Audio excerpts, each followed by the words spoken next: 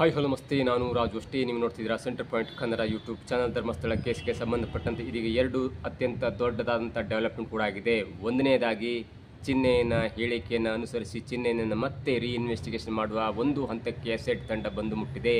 ಎರಡನೇದಾಗಿ ಧರ್ಮಸ್ಥಳ ಗ್ರಾಮ ಪಂಚಾಯಿತಿಯ ಮಾಜಿ ಅಧ್ಯಕ್ಷರನ್ನ ಎಸೆಟ್ ತಂಡ ನೋಟಿಸ್ ಕೊಟ್ಟು ಅವರನ್ನು ಎಸೆಟ್ ಠಾಣೆಗೆ ಕರೆಸಿಕೊಂಡು ಅವರ ವಿಚಾರಣೆ ಕೂಡ ಮಾಡ್ತಿದೆ. ಹಾಗಾದರೆ ಯಾಕೆ ಎಸೆಟ್ ತಂಡ ಚಿನ್ನೆಯನ್ನ ರೀಇನ್ವೆಸ್ಟಿಗೇಟ್ ಮಾಡುತ್ತೆ ಮತ್ತು ಧರ್ಮಸ್ಥಳದ ಮಾಜಿ ಗ್ರಾಮ ಪಂಚಾಯತಿ ಅಧ್ಯಕ್ಷರಿಗೆ ನೋಟಿಸ್ ಕೊಟ್ಟು ವಿಚಾರಣೆ ಮಾಡುವ ಹಂತಕ್ಕೆ ಹೋಗಿದ್ದೆ ಯಾಕೆ? ಇದರ ಹಿನ್ನೆಲೆ ಏನು? ಇದರ ಉದ್ದೇಶ ಏನು? ಇದರ ತನಿಖಾ ಹಂತದ ಒಂದು ಮುಖ್ಯವಾದ ಉದ್ದೇಶ, ಗುರಿ ಏನು? ಇವೆಲ್ಲವನ್ನು ನೋಡೋಣ. ಅದಕ್ಕಿಂತ ಮೊದಲು ಇಲ್ಲೇ ತನಕ ನಮ್ಮ ಚಾನಲ್ನ ಸಬ್ಸ್ಕ್ರೈಬ್ ಮಾಡಿಲ್ಲ ಅಂದರೆ ಈಗಲೇ ಸಬ್ಸ್ಕ್ರೈಬ್ ಮಾಡಿ, ಜೊತೆಗೆ ಕಾಮೆಂಟ್ಗಳ ಮುಖಾಂತರ ತಮ್ಮ ಅಭಿಪ್ರಾಯವನ್ನು ತಿಳಿಸ್ಬೋದು. ವೀಕ್ಷಕರೇ, ಎರಡನೇ ವಿಷಯವನ್ನು ಮೊದಲು ಹುಡುಕ್ತಾ ಹೋದರೆ ಅಥವಾ ಮೊದಲು ಹೇಳ್ತಾ ಹೋದರೆ, ಧರ್ಮಸ್ಥಳ ಗ್ರಾಮ ಪಂಚಾಯತಿ ವ್ಯಾಪ್ತಿಯಲ್ಲಿ ಆದಂಥ ಅಸಹಜ ಸಾವುಗಳ ಪ್ರಕರಣ ಇದೆಯಲ್ಲ, ಅದಕ್ಕೆ ಸಂಬಂಧಪಟ್ಟಂತೆ ಧರ್ಮಸ್ಥಳ ಗ್ರಾಮ ಪಂಚಾಯತಿಯ ಮಾಜಿ ಅಧ್ಯಕ್ಷರನ್ನು ಎಸ್ಐಟಿ ತಂಡ ನೋಟಿಸ್ ಕೊಟ್ಟು ಅವರನ್ನು ವಿಚಾರಣೆಗೆ ಕರೆಸಿಕೊಂಡು ಅವರ ವಿಚಾರಣೆಯನ್ನು ಮಾಡ್ತಾ ಇದೆ. ಯಾಕಂದರೆ ಧರ್ಮಸ್ಥಳದ ಗ್ರಾಮ ಪಂಚಾಯತಿ ವ್ಯಾಪ್ತಿಯಲ್ಲಿ ಆದಂಥ ಅಸಹಜ ಸಾವುಗಳ ಪ್ರಕರಣ ಇದೆಯಲ್ಲ, ಅದಕ್ಕೆ ಕಾರಣ ಏನು? ಅವು ಯಾಕೆ ಅಸಹಜ ಸಾವಾದವು? ಅದನ್ನು ನೀವು UDR ಯಾಕೆ ಮಾಡಿದ್ರಿ? UDR ಮಾಡಿದಂಥ ಆ ಬಿಲ್ ಎಲ್ಲಿ ಹೋಯಿತು? ಎಷ್ಟು ಬಿಲ್ಗಳು ನಿಮ್ಮ ಹತ್ರ ಇದೆ? ಯಾವೆಲ್ಲ ಹೆಣಗಳನ್ನು ನೀವು ಹೂತಾಕಿದ್ರಿ?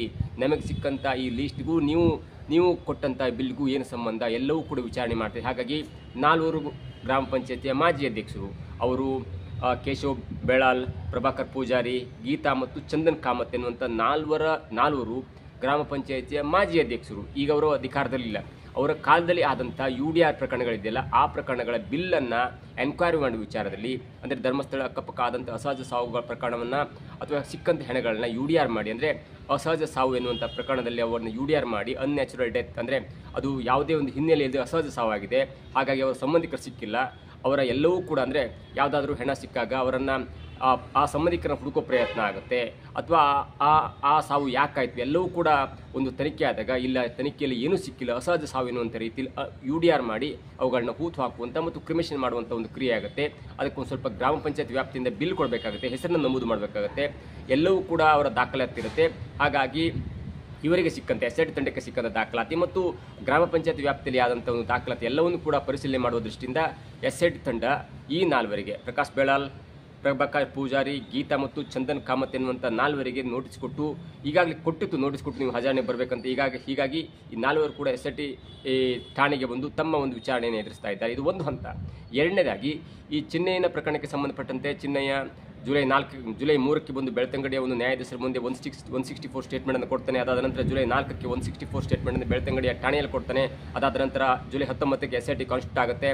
ಅದಾದ ನಂತರ ಜುಲೈ 28ಕ್ಕೆ ಸ್ಥಳ ಮಹಾಜರಾಗುತ್ತೆ. ಅಲ್ಲೊಂದು 15 ಸ್ಥಳಗಳನ್ನ ಅಂದರೆ ಸ್ಥಳವನ್ನು ಗುರುತಿಸಲಾಗುತ್ತೆ ಸಮಾಧಿ ಆಗುವಂಥ ಕಾರ್ಯಕ್ಕೆ. ಅದಾದ ನಂತರ ಸಮಾಧಿ ಆಗುವಂಥ ಕೆಲಸ ಆಗುತ್ತೆ. ಸ್ಪಾಟ್ ನಂಬರ್ 6ರಲ್ಲಿ ಒಂದು ಹೆಣ ಸಿಗುತ್ತೆ ಮತ್ತು ಸ್ಪಾಟ್ ನಂಬರ್ 11A ಒಂದು ಭೂಮಿಯ ಮೇಲ್ಗಡೆ ಒಂದು ದೇಹ ಕೂಡ ಸಿಗುತ್ತೆ. ಅದಾದ ನಂತರ ಏನು ಸಿಗಲ್ಲ ಎನ್ನುವ ಕಾರಣಕ್ಕೆ ಈ ಸಮಾಧಿ ಆಗುವಂಥ ಕೆಲಸವನ್ನು ಮುಗಿಸಿ, ಅದಾದ ನಂತರ ಈ ಸಮಾಧಿಯ ಸುತ್ತಮುತ್ತ ಆದಂಥ ಷಡ್ಯಂತ್ರದ ಬಗ್ಗೆ ಒಂದು ತನಿಖೆಯನ್ನು ಆರಂಭ ಮಾಡ್ತಾರೆ ಮತ್ತು ಪ್ರಕರಣಕ್ಕೆ ಸಂಬಂಧಪಟ್ಟಂತೆ ಯಾರಿಗೆ ನೋಟಿಸ್ ಕೊಟ್ಟು ಎಲ್ಲವನ್ನು ಕೊಟ್ಟು ವಿಚಾರಣೆ ಎದುರಿಸುವಾಗ ಕೆಲವೊಂದು ಹಂತದಲ್ಲಿ ಈ ಎಸ್ಐಟಿ ತಂಡವನ್ನು ಬಕ್ರಾ ಮಾಡಿದ್ದು, ಎಸ್ಐಟಿ ತಂಡಕ್ಕೆ ದಾರಿ ತಪ್ಪಿಸಿದ್ದು, ಅಥವಾ ಈ ಪ್ರಕರಣದ ಮುಖ್ಯ ರೂವಾರಿ ಸುಳ್ಳು ಹೇಳಿದ ಪ್ರಕರಣದಲ್ಲಿ ಚಿನ್ನಯ್ಯನನ್ನು, ಅಂದರೆ ಭೀಮಾ ಎನೆ ಚಿನ್ನಯ್ಯನನ್ನು ಶಿವಮೊಗ್ಗ ಜೈಲಿಗೆ ಕಳಿಸ್ತಾರೆ ಮತ್ತು ಅವರನ್ನು ಅರೆಸ್ಟ್ ಕೂಡ ಮಾಡಲಾಗುತ್ತೆ. ಅದಾದ ನಂತರ ಅವರನ್ನು ಮತ್ತೆ ಭಾರತೀಯ BNS ಪ್ರಕಾರ, ಅಂದರೆ ಭಾರತೀಯ ನ್ಯಾಯ ಸಮಿತಿಯ ಪ್ರಕಾರ 183 ದಾಖಲಿಸಿಕೊಳ್ಳಕ್ಕೆ ಹೋದಾಗ, ಅಂದರೆ ನ್ಯಾಯಾಧೀಶರ ಮುಂದೆ ಮತ್ತೆ ಆ ಸ್ಟೇಟ್ಮೆಂಟ್ ಕೊಡಲಿಕ್ಕೆ ಹೋದಾಗ ಮತ್ತೆ ಆ ಪ್ರಕರಣ ಉಲ್ಟೆ ಹೊಡುತ್ತೆ. ಅಂದರೆ ಇಲ್ಲ, ನನಗೆ ಬೆದರಿಸಿ ಅಥವಾ ಈ ಪ್ರಕರಣದ ತಿಮ್ಮರೋಡಿ ಮತ್ತು ಜಯಂತ್ ಟಿ, ಗಿರೀಶ್ ಮಟ್ಟಣ್ಣ, ಸಮೀರ್ ಇವರೆಲ್ಲರೂ ಸೇರಿ ಅಥವಾ ಸೌಜನ್ಯ ಅವರ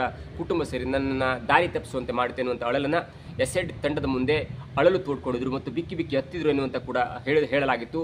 ಹಾಗಾಗಿ ಅದೇ ಸ್ಟೇಟ್ಮೆಂಟನ್ನು 2 ಸಲ ಅವರು ನ್ಯಾಯಾಧೀಶರ ಮುಂದೆ ಕೊಟ್ಟಂಥ ಬಗ್ಗೆ ಒಂದು ರಿಪೋರ್ಟ್ ಬರಬೇಕಾಗಿದೆ. ಒಂದು ವೇಳೆ ಆ ರಿಪೋರ್ಟ್ ಏನೆಲ್ಲ ಇದೆ, ಆ ರಿಪೋರ್ಟ್ನಲ್ಲಿ ಏನಿದೆ, ಏನಾದರೂ ಈ ಟೀಮ್ನವರು, ಅಂದರೆ ತಿಮ್ಮರೋಡಿ, ಗಿರೀಶ್ ಮಟ್ಟಣ್ಣ ಮತ್ತು ಜಯಂತ್ ಟಿ ಅಥವಾ ಸೌಜನ್ಯ ಕುಟುಂಬದವರು ಈ ಪ್ರಕರಣವನ್ನು ಅಂದರೆ ಮೊದಲ ಸ್ಟೇಟ್ಮೆಂಟಲ್ಲಿ ಏನಿತ್ತಂದರೆ, ಇಲ್ಲ, ಸ್ವತಂತ್ರ ಭಾರತದ ನಂತರ ಇಂತಹ ಪ್ರಕರಣ ಎಲ್ಲೂ ನಡೆದಿರಲಿಲ್ಲ, ನನಗೆ ಧರ್ಮಸ್ಥಳದ ಸಂಬಂಧಿಕರು ಅಥವಾ ಧರ್ಮಸ್ಥಳದ ಮೇಲ್ವಿಚಾರಕರು ನನಗೆ ಅಸಹಜ ಸಾವುಗಳ ಹೆಣಗಳನ್ನು ಹೂತು ಹಾಕುವಂತೆ ಬೆದರಿಸ್ತಿದ್ರು ಎನ್ನುವಂಥ ಸ್ಟೇಟ್ಮೆಂಟನ್ನು ಈ ಹಿಂದೆ 164 ಸ್ಟೇಟ್ಮೆಂಟಲ್ಲಿ ಬೆಳ್ತಂಗಡಿಯ ನ್ಯಾಯಾಧೀಶರ ಮುಂದೆ ಬಿಫೋರ್ ಮ್ಯಾಜಿಸ್ಟ್ರೇಟ್ ಕೊಟ್ಟಿದ್ದ ಯಾರು? ಚೆನ್ನಯ್ಯ.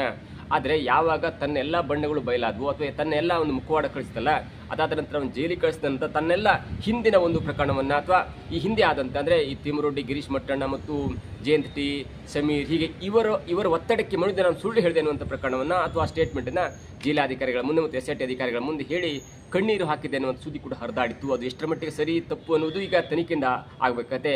ಹಾಗಾಗಿ ಮತ್ತೆ ಚಿಹ್ನೆಯನ್ನು ಪೊಲೀಸರು ಕರೆದುಕೊಂಡು ಹೋಗಿ ಮತ್ತೆ ನ್ಯಾಯಾಧೀಶರ ಮುಂದೆ ಹೊಸ ಸ್ಟೇಟ್ಮೆಂಟನ್ನು ಕೊಡಿಸುವಾಗ ಆ ಸ್ಟೇಟ್ಮೆಂಟಲ್ಲಿ ಏನೆಲ್ಲ ಹೇಳಿದ್ದಾನೆ, ಒಂದು ವೇಳೆ ಧರ್ಮಸ್ಥಳದವರು ಒತ್ತಡ ಹಾಕಿ ಅಸಹಜ ಸಾವುಗಳ ಪ್ರಕರಣಕ್ಕೆ ಸಂಬಂಧಪಟ್ಟಂತೆ ನನ್ನನ್ನು ಹೆಣ ಹೂಳಲಿಕ್ಕೆ ಪೋಸ್ಟ್ ಮಾಡಿದ್ರು ಅನ್ನುವಂಥ ಸ್ಟೇಟ್ಮೆಂಟ್ ಬೆಳ್ತಂಗಡಿ ನ್ಯಾಯಾಧೀಶರ ಮುಂದೆ ಹೊಸ ಸ್ಟೇಟ್ಮೆಂಟ್ ಕೊಟ್ಟನಾ, ಅಥವಾ ಠಾಣೆಯಲ್ಲಿ ಹೇಳಿದಂತೆ ಇಲ್ಲ ನನಗೆ ತಪ್ಪು ಮಾಡಿದ್ದೇನೆ, ನನಗೆ ಷಡ್ಯಂತ್ರ ಮಾಡಿ ನನ್ನನ್ನು ಸಿಲುಕಿಸಿದ್ರು, ನನಗೆ ಹಣದ ಆಸೆಯನ್ನು ತೋರಿಸಿ ಸಿಲುಕಿಸಿದ್ರು, ಹಾಗಾಗಿ ಜಯಂತ್ ಟಿ, ತಿಮ್ಮರೊಡ್ಡಿ ಮತ್ತು ಗಿರೀಶ್ ಮಟ್ಟಣ್ಣನವರು ಸೇರಿಸಿ ಹೆದರಿಸಿ ನನಗೆ ದಾರಿ ತಪ್ಪಿಸುವಂತೆ ಈ ಪ್ರಕರಣವನ್ನು ಹಳ್ಳ ಹಿಡಿಯುವಂತೆ ಮತ್ತು ಈ ಧರ್ಮಸ್ಥಳ ವಿರೋಧವಾಗಿ ಸಾಕ್ಷಿ ನುಡಿಯುವಂತೆ ಹೇಳಿದ್ರ ಎನ್ನುವಂಥ ಸ್ಟೇಟ್ಮೆಂಟ್ ಒಂದು ವೇಳೆ ಕೊಟ್ಟಿದ್ದಲ್ಲಿ, ಒಂದು ವೇಳೆ ತಿಮ್ಮರೊಡ್ಡಿ, ಗಿರೀಶ್ ಮಟ್ಟಣ್ಣ, ಜಯಂತ್ ಟಿ, ಸೌಜನ್ಯ ಕುಟುಂಬ ಮತ್ತು ಸಮೀರ್ MD ಇವರ ಮೇಲೆ ಏನಾದರೂ ಒಂದು ಸ್ಟೇಟ್ಮೆಂಟನ್ನು 183 ಸ್ಟೇಟ್ಮೆಂಟಲ್ಲಿ ಅಂದರೆ ಬೆಳ್ತಂಗಡಿಯ ನ್ಯಾಯಾಧೀಶರ ಮುಂದೆ ಹೊಸ ಸ್ಟೇಟ್ಮೆಂಟ್ ಕೊಟ್ಟಿದ್ದಲ್ಲಿ ಅದನ್ನು ಕೂಡ ನಾವು ಮರುತನಿಖೆ ಮಾಡಿ ಹೊಸದಾಗಿ ಮತ್ತೆ ಇನ್ವೆಸ್ಟಿಗೇಷನ್ ಮಾಡ್ತೇವೆ.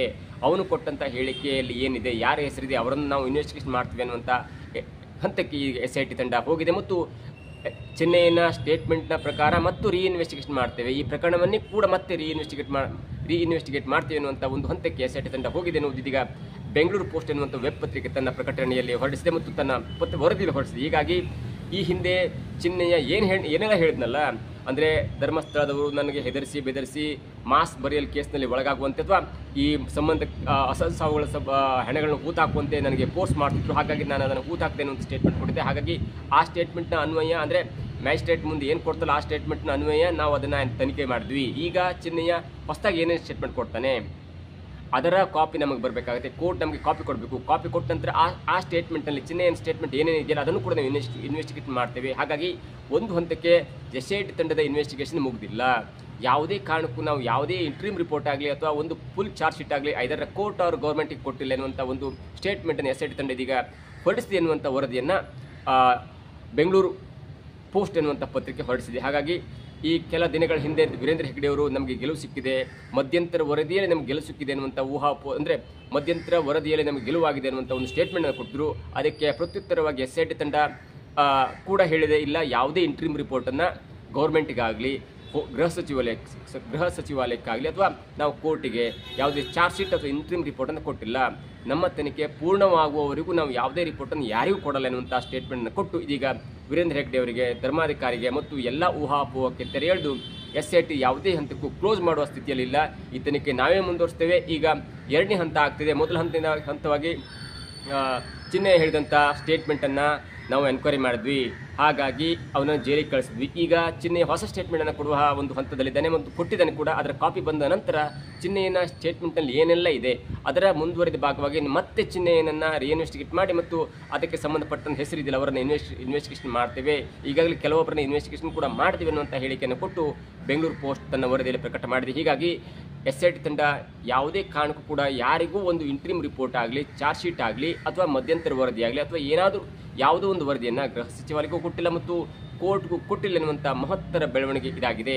ಒಂದು ಹಂತದಲ್ಲಿ 2 ಡೆವಲಪ್ಮೆಂಟ್ ಆಗಿದೆ. ಇವತ್ತು ಒಂದು ಧರ್ಮಸ್ಥಳದ ಗ್ರಾಮ ಪಂಚಾಯತ್ ವ್ಯಾಪ್ತಿಯ ಮಾಜಿ ಅಧ್ಯಕ್ಷರುಗಳು ಕೇಶವ ಬೆಳ್ಳಾಲ್, ಪ್ರಭಾಕರ್ ಜೋಶಿ, ಗೀತಾ ಮತ್ತು ಚಂದನ್ ಕಾಮತ್ ಎನ್ನುವವರಿಗೆ ನೋಟಿಸ್ ಕೊಟ್ಟು ಅಲ್ಲಿ ಆದಂಥ ಅಸಹಜ ಸಾವುಗಳ ಪ್ರಕರಣವನ್ನು ಅವರ ಅಧ್ಯಕ್ಷತೆಯಲ್ಲಿ ಆದಂಥ ಅಸಹಜ ಸಾವುಗಳ ಪ್ರಕರಣ ಅಂದರೆ UDR ದಾಖಲು ಮಾಡಿಕೊಂಡ ಪ್ರಕರಣವನ್ನು ಅವರು ಎನ್ಕ್ವೈರಿ ಮಾಡ್ತಿದ್ದಾರೆ. ಎರಡನೇದಾಗಿ ಚಿನ್ನಯ್ಯ ಎನ್ನುವಂಥ ವ್ಯಕ್ತಿ ಎರಡನೇ ಬಾರಿಗೆ ಮ್ಯಾಜಿಸ್ಟ್ರೇಟ್ ಮುಂದೆ 183 ಸ್ಟೇಟ್ಮೆಂಟ್ ಕೊಟ್ಟಾಗ ಯಾವೆಲ್ಲ ಹೆಸರುಗಳನ್ನು ಉಲ್ಲೇಖಿಸಿದ್ದಾನೆ, ಯಾವೆಲ್ಲ ಸ್ಟೇಟ್ಮೆಂಟ್ ಕೊಟ್ಟಿದ್ದಾನೆ ಅದರ ಕಾಪಿ ಬಂದ ನಂತರ ಮತ್ತೆ ಚಿನ್ನಯ್ಯನನ್ನು ರೀಇನ್ವೆಸ್ಟಿಗೇಷನ್ ಮಾಡ್ತೀವಿ ಮತ್ತು ಅವನು ಉಲ್ಲೇಖಿಸಿದ ಹೆಸರು ಮತ್ತು ಜಾಗವನ್ನು ಕೂಡ ಇನ್ವೆಸ್ಟಿಗೇಷನ್ ಮಾಡ್ತೀವಿ ಅನ್ನುವಂಥ ವರದಿಯನ್ನು ಕೊಟ್ಟು ನಾವು ಇಲ್ಲಿಯ ತನಕ ಯಾವುದೇ ಒಂದು ಮಧ್ಯಂತರ ವರದಿಯಾಗಲಿ, ಚಾರ್ಜ್ ಶೀಟ್ ಆಗಲಿ ಕೋರ್ಟ್ಗೂ ಕೊಟ್ಟಿಲ್ಲ ಮತ್ತು ಗೃಹ ಸಚಿವಾಲಯಕ್ಕೆ ಕೊಟ್ಟಿಲ್ಲ ಎನ್ನುವಂಥ ವರದಿಯನ್ನು ಬೆಂಗಳೂರು ಪೋಸ್ಟ್ ವರದಿ ಮಾಡಿದೆ. ಹೀಗಾಗಿ ಧರ್ಮಸ್ಥಳ ಕೇಸ್ನಲ್ಲಿ ಇದೀಗ ಮತ್ತೊಂದು ಡೆವಲಪ್ಮೆಂಟ್ ಆಗಿದೆ ಅನ್ನೋದು ಸದ್ಯಕ್ಕೆ ತಿಳಿದು ಬರುತ್ತಾ ಇರುವಂಥ ಮಾಹಿತಿಯಾಗಿದೆ.